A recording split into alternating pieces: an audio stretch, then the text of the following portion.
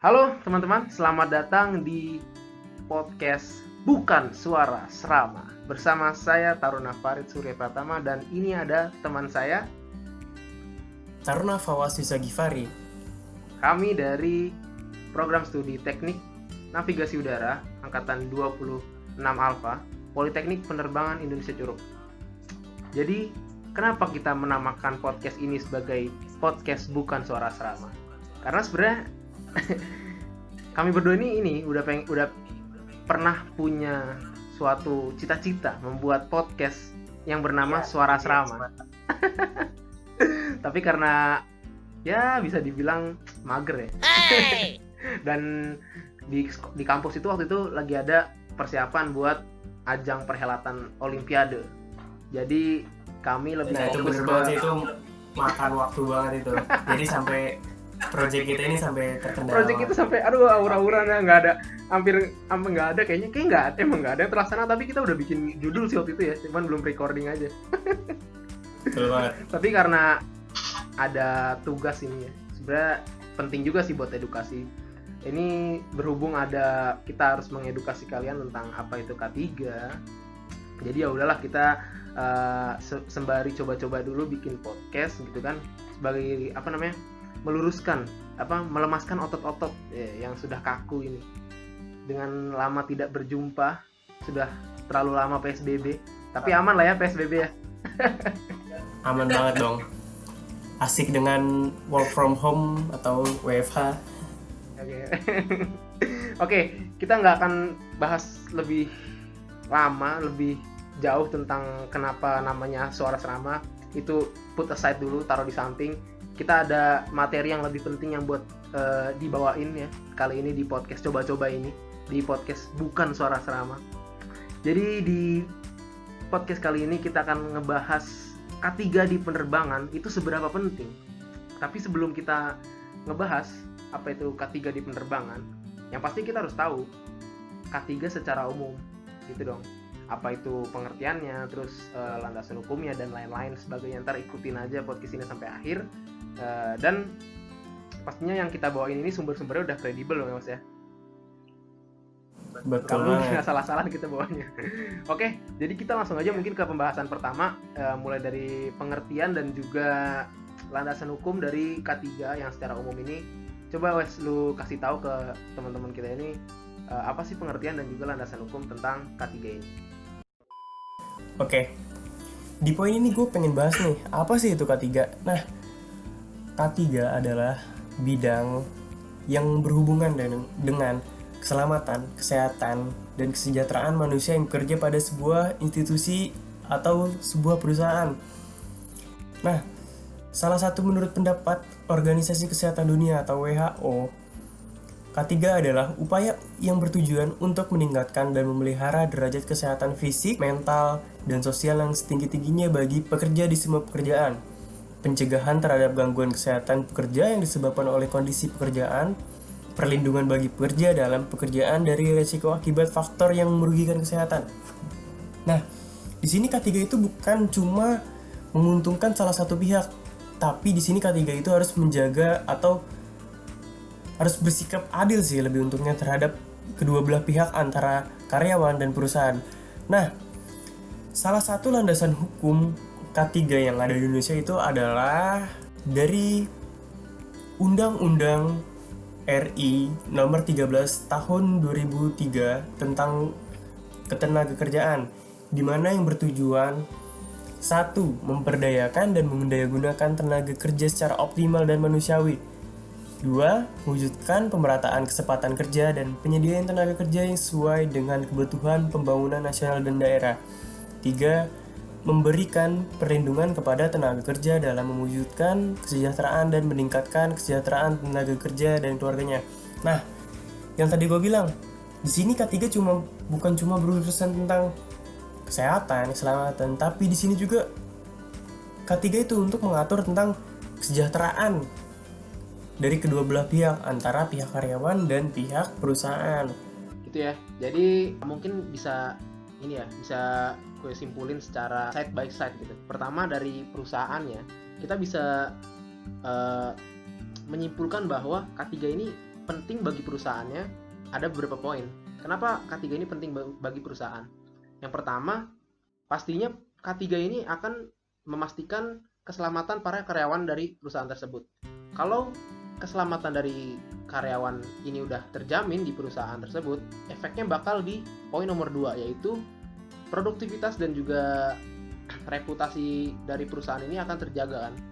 Dan yang terakhir, meningkatkan loyalitas karyawannya juga, karena bagaimanapun juga yang namanya karyawan, kalau dia udah nyaman di tempat kerja yang menurut dia udah memastikan bahwa keamanan jiwanya ini aman, bener-bener aman di perusahaan tersebut, dia sebagai karyawan akan loyal atau setia pada perusahaan tersebut.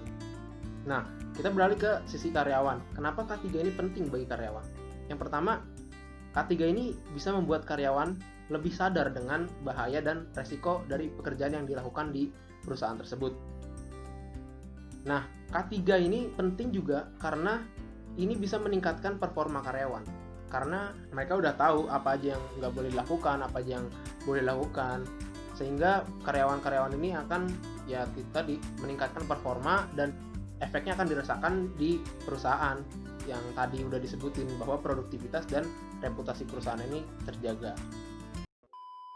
Nah, kalau kita ngomongin tentang udah ngomongin tentang undang-undang, terus peraturan tentang K3 ini, pastinya kan ada sanksi gitu kan. Apa sih sanksi-sanksi yang bisa didapetin dari perusahaan tersebut kalau misalkan dia nggak menerapkan K3 bagi karyawannya? Oke, di sini ada sanksi pidana dari Undang-Undang Ketenagakerjaan Nomor 13 Tahun 2003 pada pasal 183 sampai dengan pasal 189. Nah, Rit, di sini Rit, kalau kita baca sih ngeri juga hukumnya, Rit, sanksinya. Di mana hukuman teringan itu denda 10 juta sampai dengan 100 juta dan sanksi pidana hukuman 1 sampai 12 bulan kurungan penjara. Nah, yang paling berat nih itu ada 200 juta sampai dengan 500 juta rupiah denda yang dikeluarkan pemerintah terhadap perusahaan yang melanggar K3 atau 2 sampai 5 tahun hukuman penjara. Mungkin itu ya dari sisi perusahaan. Emang sih rada ngeri kalau didengar juga 500 juta men, lumayan itu. Mungkin kalau omsetnya udah miliaran mah ya nggak berasa, tapi kalau misalkan perusahaannya emang omsetnya 1M gitu terus kena denda 500 juta kan ya lumayan juga. Udah gitu rugi di waktu kan, harus ikut sidang sini sana sini. Nah, ini kita sekarang pindah ya ke sisi karyawan. Nggak cuma dari perusahaan yang bisa kena denda dari pemerintah, tapi karyawan juga pastinya dia bisa kena tegur dong dari perusahaannya. Orang yang namanya K3 ini kan nggak cuma untuk perusahaan, tapi ya inti dari K3 ini sebenarnya untuk melindungi kesehatan karyawan itu sendiri. Masa ya karyawan ini masih ngeyel, untuk dibikin selamat aja masih ngeyel. Nah, ini dilansir dari kerja.com, ada 7 hukuman yang biasanya diberikan oleh perusahaan ke karyawan-karyawannya kalau mereka bandel nih, nggak mau menerapkan yang namanya K3. Pertama, ini ada peringatan tertulis atau yang bisa kita sebut itu sebagai SP ya. Biasanya kalau misalkan masih melakukan pelanggaran ringan itu masih dikasih peringatan lah sama perusahaannya. Terus yang kedua ada hukuman berupa mutasi atau dipindah posisi kerjanya. Yang ketiga ada penurunan jabatan atau demosi. Terus selanjutnya ada pencabutan tunjangan. Ini rugi di karyawannya, karena ya kita tinggal ngikutin protokol yang buat kita selamat gitu, maksudnya di kerja masa nggak mau, terus akibatnya malah dicabut tunjangannya. Terus ntar kalau ada kecelakaan kita nggak di cover gitu sama perusahaan kan, jadi rugi kan. Terus yang kelima ada denda dari perusahaan ke karyawan. Ini gue nggak terlalu ngerti sih berapa denda yang biasanya diterapin oleh perusahaan ke karyawannya. Terus yang keenam ada misalkan karyawan ini mungkin ya udah sangat-sangat bandel atau sangat-sangat bebal lah istilahnya, itu ada pemutusan hubungan kerja atau PHK. Yang terakhir ada dipaksa mengundurkan diri. Tapi tetap ya, yang namanya hukuman-hukuman ini pasti peraturan-peraturan yang udah dibuat oleh perusahaan maupun pemerintah ini udah dipikirkan oleh kedua belah pihak agar tetap sesuai dengan Undang-Undang Nomor 13 Tahun 2003. Misalkan yang di PHK itu tetap ntar dikasih pesangon atau gimana ya kan. Nah, kan kita sebagai karyawan nih Mas, mungkin kita ntar ada di satu kondisi di mana kita ngelihat, wah ini ternyata perusahaan gue nggak ngelaksanain K3 dengan baik nih. Kita bisa nggak sih lapor sebenarnya ke ngelaporin gitu perusahaan kita ke yang berwajib? Bisa banget, Rit. Kita bisa banget ngelaporin. Gimana kalau misalnya apabila perusahaan nih udah mulai tercium bau-bau, wah ini perusahaan nakal nih, itu bisa kita lapor ke pihak yang berwajib, seperti ke kepolisian. Dan yang kedua itu bisa lapor ke Kementerian Ketenagakerjaan. Nah, kalau misalnya emang udah ngerasa di perusahaan ini dia ya apa ya, bisa dibilang mengeksploitasi besar-besaran dari human resource-nya, dimana kesejahteraan yang nggak dianggap, itu nggak sesuai lah. Perusahaan ini nggak bisa berlaku adil terhadap karyawannya, dimana dia nggak bisa memenuhi hak dan kewajibannya terhadap si karyawan tersebut. Nah, itu bisa ngelaporin ke kepolisian ataupun ke Kementerian Ketenagakerjaan. Ya emang sih, makanya kenapa hal-hal yang kayak gini tuh harus dilaporin gitu, karena pertama kan itu berhubungan sama nyawa juga kan. Ya kali lu nggak mau ngelaporin perusahaan yang udah jelas-jelas mengeksploitasi diri lu gitu sebagai karyawan, dan ya tidak berlaku adil lah terhadap keselamatan lu. Nah, kenapa kita harus melaporin yang kayak gini-gini nih?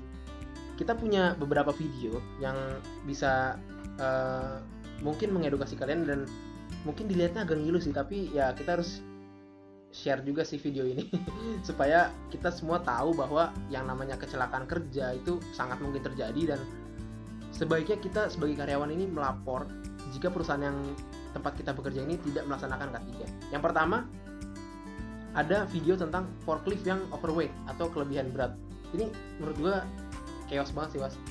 Karena kan pasti karya perusahaannya ini ya, dia pengen kerja cepat, tapi dengan cara yang ya itu tadi, effortnya tuh sedikit tapi dia pengen hasil yang besar. Contohnya aja forklift. Ini forklift tuh kecil banget, nggak mungkin bisa mengangkat beban yang segitu beratnya, tapi karena perusahaannya bahasa Betawinya ini medit ya, dia nggak mau beli forklift yang lebih gede gitu kan.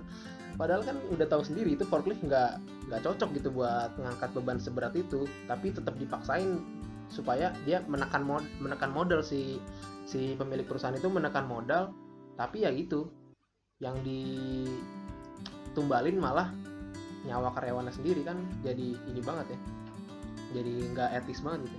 Dan ada video kedua ini tentang pekerja konstruksi yang jatuh dari ketinggian. Ini juga ngeri sih, karena ya itu dia namanya perusahaan, terus udah tahu pekerjanya ini akan kerja di tempat ketinggian, harusnya ya seenggaknya dibekelin kayak dengan harness atau tali pengaman gitu kan. Terus yang ketiga juga ada yang lingkungannya dekat sama kita, di lingkungan penerbangan. Ini ada di India tentang seorang marshal yang terhisap jet pesawat. At Mumbai's Chhatrapati Shivaji International Airport, the technician died after he was sucked into the aircraft engine. Now, the incident occurred as the Mumbai-Hyderabad flight AI619 began its pushback around 9 p.m. The technician, Ravi Subramaniam, got pulled into the engine and died instantly. Oke, jadi kita udah melihat contoh dari pengertian, terus juga udah ngelihat landasan hukum, terus udah ngelihat ya sedikit video yang bisa menyadarkan kita seberapa pentingnya K3 diterapkan dalam perusahaan, apalagi di penerbangan kan. Ya kan kita sendiri, pekerjaan kita ini penuh resiko. Jadi kita harus sebagai karyawan maupun pemilik perusahaan ini harus concern, harus yang namanya peduli dengan penerapan K3 secara sempurna. Nah, kita masuk ke inti pembahasan nih, Mas. Setelah kita tahu apa itu K3, pengertian secara umum, dan sampai manfaat-manfaat dan juga sanksi-sanksi, apa sih contoh-contoh yang konkret gitu yang bisa kita terapkan di dunia penerbangan ini? Karena kan kita kerja ntar di penerbangan dong pastinya ya. Menurut lo apa aja sih penerapan K3 dalam dunia penerbangan? Oke, Rit. berhubung kita masih menjadi salah satu taruna Politeknik Penerbangan Indonesia Curug. Nih, yang biasa kita lakuin nih, karena ya kami berdua berasal dari prodi diploma 4 teknik navigasi udara, itu berhubungan langsung dengan yang namanya listrik. Nah, itu apabila kita misalnya bekerja atau praktek di lapangan, itu kita salah satunya bisa menggunakan pengaman seperti sepatu atau sarung tangan yang terbuat dari bahan isolator. Yang kedua nih, yang biasa di umum, di bandara kan banyak banget antena tuh. Kita nggak tahu antena mana aja, dan antenanya juga beda-beda kan ketinggiannya. Nah, daripada kita ya kejadian kayak video yang tadi udah dikasih contoh sama Farid, kita bisa pakai alat pelindung nih apabila kita pengen bekerja di ketinggian. Misalnya kita mau naik ke tower atau naik ke antena di salah satu bandara. Nah, salah satu kita menggunakan alat pengaman di ketinggian, yaitu harness, biar ya nggak terjadinya lah kayak misalnya jatuh dari ketinggian. Itu kan rugi banget nanti, banyak banget yang harus dikeluarin lah pokoknya kalau misalnya nanti kalau udah terjadi kecelakaan yang sebenarnya itu bisa dicegah dengan mengikuti prosedur yang ada. Yang ketiga nih, kita sering ngelihatnya itu apa ya itu ya, X-ray di bandara, yang kita tahu wah ini buat pendeteksi apabila pendeteksi barang atau pendeteksi tubuh atau pendeteksi barang-barang tidak boleh dibawa ke bandara atau ke penerbangan. X-ray ini kalau dilihat sekilas ini si karyawan ini nggak kelihatan gitu resiko kerjanya, padahal dia itu berdampingan langsung dengan resiko yang cukup besar dibandingkan pekerja yang di lapangan. Itu resikonya besar banget, Rit. Salah satunya itu bisa ya impotensi. Iya sih, ngerusak organ dalam juga karena emang ya dia kena paparan ini ya, kena paparan gelombang mikro.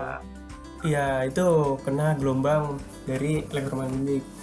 Nah, salah satunya itu kita harus menggunakan baju pelindung yang sesuai dengan prosedur, karena di situ kita berhadapan langsung dengan, kalau dibilang tuh frekuensi yang besar. Kita berhadapan dengan radiasi frekuensi yang cukup besar ke tubuh kita. Jadi kita yang mungkin ngerasa sehat-sehat aja, tapi itu efeknya nggak mungkin sekarang, tapi bisa efeknya di kemudian hari yang kita nggak bakal tahu itu kapan bisa terjadi. Nah, ya gitu sih, kita harus ya lebih mematuhi sih tentang prosedur kerja, tentang keselamatan. Jadi kita sebagai pekerja atau sebagai karyawan atau sebagai atasan jangan coba untuk ngeyel deh tentang apa sih, cuma gini doang, sepele. Nah, kadang kita tuh suka ngelupain hal sepele yang tiba-tiba udah jadi kecelakaan yang malah menjadi nimbulin masalah besar yang harusnya bisa kita cegah. Gitu, Rit. Ya mungkin dari perusahaannya itu kita bisa mencegahnya dari ini ya, menyediakan alat-alat pengaman. Itu kan ibaratnya investasi kan, investasi jangka panjangnya kan. Dan juga dari dari segi karyawannya ya, kita mulai aja mematuhi peraturan-peraturan yang menurut kita simple gitu, menurut kita sepele. Jangan dianggap sepele karena ya itu peraturan dibuat untuk menyelamatkan diri dan nyawa kita gitu. Oke, mungkin segitu aja yang bisa kita bahas untuk materi mengenai pentingnya K3 di dunia penerbangan ini. Makasih banget untuk Fawas sudah bantuin gue untuk ngejelasin ke teman-teman apa itu K3 dan seberapa pentingnya K3 di penerbangan. Ya, terima kasih udah mendengarkan podcast Bukan Suara Asrama ini. Semoga di luar podcast ini kita bisa bikin gini-gini lagi, Mas. Wah, bisa ngebahas yang lain lagi. Lanjutan lagi. Iya, itu soalnya project ini udah cukup lama kita omongin di Iya. Bisa salurkan sekarang. Alhamdulillah bisa tersalurkan. Oke, terima kasih untuk teman-teman yang udah mendengarkan dari awal sampai akhir. Saya Taruna Farid Surya Pratama dan saya Taruna Fauzi Sagifari. Mohon izin untuk pamit undur diri. Terima kasih. Selamat beristirahat dan assalamualaikum warahmatullahi wabarakatuh. Salam super.